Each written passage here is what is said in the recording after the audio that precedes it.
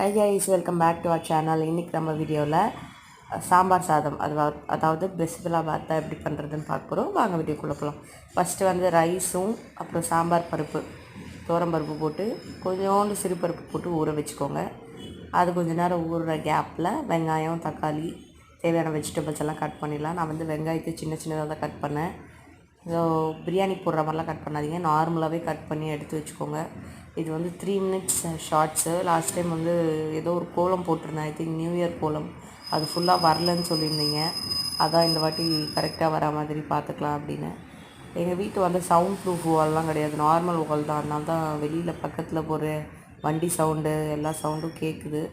அதை என்ன ஆப் வச்சு ரிமூவ் பண்ணாலும் சரியாக வரல. ஸோ ஓகே, எல்லாம் கட் பண்ணி வச்சுட்டு ஒரு பெரிய குக்கரில் எண்ணெய், இப்போ நார்மலாக வீட்டில் யூஸ் பண்ணுறேன் நான் வந்து கோல்ட் வின்னர் அந்த மாதிரி எந்த எண்ணெய் இருக்கோ அந்த எண்ணெய் ஊற்றிட்டு கொஞ்சோண்டு நெய் ஊற்றிட்டு ஃபஸ்ட்டு ஸ்டார்டிங்கில் கொஞ்சமாக ஊற்றிட்டு கடுகு கொஞ்சம் வெந்தயம் போட்டுட்டு அதை நல்லா இது ஃப்ரை ஆனோடனே வெங்காயம் தக்காளி கருவேப்பிலை போட்டு நல்லா தாளித்து விட்டுருங்க.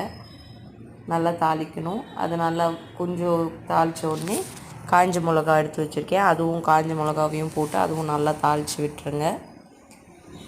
அது நல்லா வதங்கின உடனே எடுத்து வச்சுருக்க கேரட் பீன்ஸ் தக்காளி எல்லாம் போட்டு அதையும் மிக்ஸ் பண்ணிடுங்க.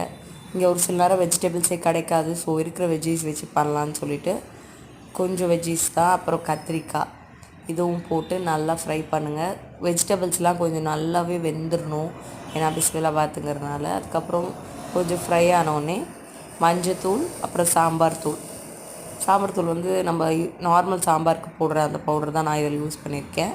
அதுவும் போட்டுட்டு அது நல்லா குக் ஆனோடனே தேவையான அளவுக்கு தண்ணி, நார்மல் தண்ணி விட இப்போ 1 அழகு 2 அழகு தண்ணினா இதுக்கு 3 அழகு தண்ணி கூட ஊற்றலாம், ஏன்னா நல்லாயிருக்கும். அப்போ தான் நான் அந்த ரேஷியோவில் மெஷர் பண்ணி ஊற்றிருக்கேன். அதுக்கப்புறம் கொஞ்சம் வெல்லம் போட்டுட்டு புளி நல்லா சேர்த்துக்கோங்க, ஏன்னா புளிப்பு வெல்லம் டேஸ்ட்டு தான் இதில் நல்லாயிருக்கும். இது என்னோடய ஸ்டைல் பிஸ்மில்லாபாத். ஓகே, அதனால் ஏதாவது ப்ளஸ் மைனஸ் இருந்தால் அட்ஜஸ்ட் பண்ணிக்கோங்க. அதுக்கப்புறம் நல்லா தண்ணியை கொதிக்க விட்டு கொத்தமல்லியை போட்டுட்டு தண்ணி நல்லா சூடானோடனே எடுத்து வச்சுருக்க அரிசியும் பருப்பையும் போட்டு 2லேருந்து 3 விசில் விட்டு இறக்குனிங்கன்னா செம்ம டேஸ்ட்டான பிஸ்மில்லாபாத் ரெடி. நம்ம சேனலை இன்னும் சப்ஸ்கிரைப் பண்ணாதவங்க சப்ஸ்கிரைப் பண்ணிவிடுங்க. 2K ரீச் ஆக இன்னும் கொஞ்சம் சப்ஸ்கிரைபர்ஸ் தான் வேணும். அதனால் கண்டிப்பாக உங்கள் ஃப்ரெண்ட்ஸ் அண்ட் ஃபேமிலிஸ்க்கு ஷேர் பண்ணிவிடுங்க. தேங்க்யூ ஃபார் வாட்சிங். பாய்.